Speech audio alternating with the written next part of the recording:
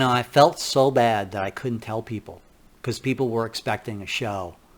I'm laying in bed. I can't access my computer. I don't have Facebook or emails on the phone that I keep. I keep a phone in case of emergency, a cell phone. I call a cell phone, they call smartphones. I don't even have the apps on the phone. I'm laying there and I'm like, I wouldn't know how to use the app anyway. And I'm thinking everyone's worried. They're going to think I'm a Chinese replacement or something. Speaking of which, Joe Biden addressed the UN, as well as Iran and some of the other countries while I was laying in the hospital. And Joe Biden, true to form, sat there and defended our enemies in front of the Israeli ambassador. They were defending China. We can't just walk away from China. Even though they're doing all these things, they're putting police stations here in the United States, they're spying on our citizens, they may have been involved in the COVID debacle, they're threatening China, they're helping Russia attack Ukraine, they're financing the operation, financing other operations with Iran, they're meeting with North Korea, right? These are the actions of an enemy. So normally a United States president comes out and says, hey, listen, you got to clean up your act. We can't do business like this. We can't do business with you buying your cheap toasters and funding all these things when our U.S. taxpayer dollars are going to basically destroying our own country. We can't do it anymore. That's what you would say. Because he's right in the sense that you can't just walk away cold turkey. But at the same time, he never makes the proper statement, you got to change. He says, no, we got to change. We have to be more understanding of these problems. Blah, blah, blah, blah. And I'm thinking to myself, no wonder this enemy, and they are the enemy, because they are communists. And we've been going over this the last, I don't know how many shows. Here he is defending our enemy in front of the rest of the world and defending their actions and not calling them out for human rights abuses, not calling them out for their treatment of their Uyghurs, not calling them out for labor camps, not calling them out for helping Russia, North Korea, Iran. Instead, he says, no, we have to be more understanding. We have to learn to get along because we need China. Like, no, you need to say to the world, we don't need you. You need us. And if you don't shape up and you don't change your ways, we're going to slowly divest ourselves. That's what had to be said. This is what every president has said regarding China. It's like you're a big country, you have a lot of people, but you're backward. And you need to clean up and get rid of communism. And he never mentions communism as a problem. And he didn't mention it when he was in Vietnam. He didn't mention it in public in any meetings that he has with any other foreign leaders. He doesn't say China's the problem. He says basically we're the problem. Because we need to be more understanding and we need to get along with the Chinese. Like, no, we don't.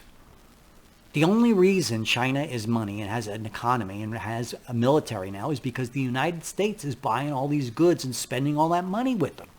And the Chinese need to be told this and said, look, we can end this tomorrow. Yeah, it would be tough if suddenly we had to boycott Chinese goods. No more electric cars, no more cheap computers, no more cheap consumer goods. Walmart would go out of business.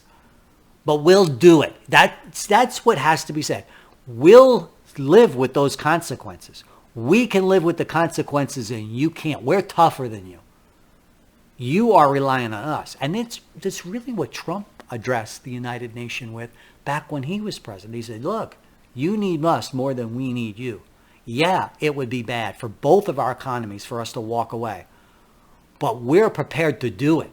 That they have to have it in their mind that you're prepared, like I say, to go to the mattresses. Because unless you do that, unless you are prepared to stand up and state your ideals and defend them, the Chinese will walk all over you. That is the nature of communism, to weaken you internally so that you're not willing to walk away. This is why Khrushchev said, we will bury you, because he knew Western decadence were becoming violent. Just as like Nixon when he went to China, the theory was, we'll make Chinese dependent on Western technology, Western quote-unquote decadence, and they won't be able to walk away, and they'll abandon communism and become a third world player against Russia. Like I said, I know the theory, I understand the theory, but what happens is you have to be willing to get rid of and state that China has a communist nation, and that communism, the ideology, not the Chinese government, communism as an ideology is the problem. Ronald Reagan did that beautifully with Russia. Russia was the same way. Russia was walking all over us. Russia was doing exactly the same behaviors that China is doing now. And Russia and Reagan beautifully said, look, you're the evil empire. This is the one you're doing. So then, after the United States speaks, stumbles all over himself during the speech in that horrible green, shag carpeted, green marble. I mean, it looks like a refugee from the 80s. They really should update. I mean, all the money like the UN goes into the UN. They really should update that room. And then after the United Nations speaks, after Biden speaks, Iran gets up and decides it needs to address the General Assembly. Now look, the United Nations is a place of nations. I mean, Russia speaks there, China speaks there. So I understand the reasoning. Well, Iran gets to speak too. It's a nation. It's a recognized nation. But I got to tell you, they started a speech where they basically started their shit again about Israel being the problem, the human rights abuse of the West is the problem. And I'm like, would you allow the Nazis to speak at the United Nations? Would you allow that kind of hatred, that kind of racism, that kind of ideology, an anti-human rights ideology to stand up at the UN and worse, be on the Human Rights Council and then address the UN and say, United Nations, the rest of the world is the problem. And the rest of the world just sits there and doesn't say anything, doesn't complain, doesn't wave their arms out. Where that's the Israeli ambassador did. The Israeli ambassador gets up, walks out of the United Nations, does so, and then starts to protest in the lobby about Iran's presence, about what Iran is saying, what Iran is doing in the world, and they arrest the Israeli ambassador of all. They don't arrest the Iranian ambassador, who's leading a nation of terrorists, thugs, murderers, arsonists, killers, human rights abusers. They don't arrest him for saying all the stuff that he was saying. They arrest the Israeli ambassador for objecting to that kind of behavior on the floor of the UN. Unbelievable. And what's worse is the United States doesn't back him up. If I was the United States and I saw the Israeli ambassador getting so upset at the speech, I'd walk out too. I got news for you. This is a true story. When I was attending my brother's graduation, there was a keynote speaker there that started one of these anti-American speeches. America's the problem. We're not a melting pot. That's a bunch of nonsense. We're a culture that's dominated.